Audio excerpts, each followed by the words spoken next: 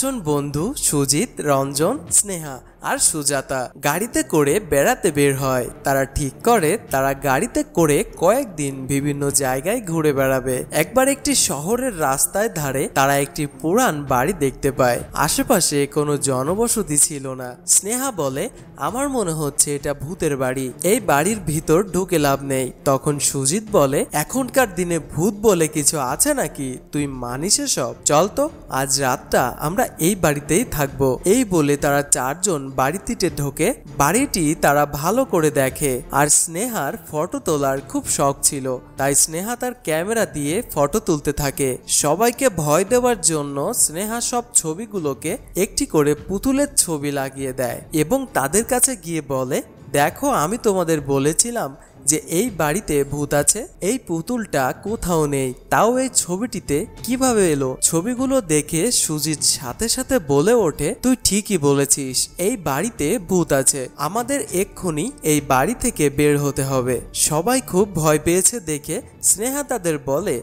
আরে আমি তো তোদের সঙ্গে একটু মজা করছিলাম, ওই পুতুলের ছবি আমি লাগিয়েছি, চিন্তার কিছু নেই।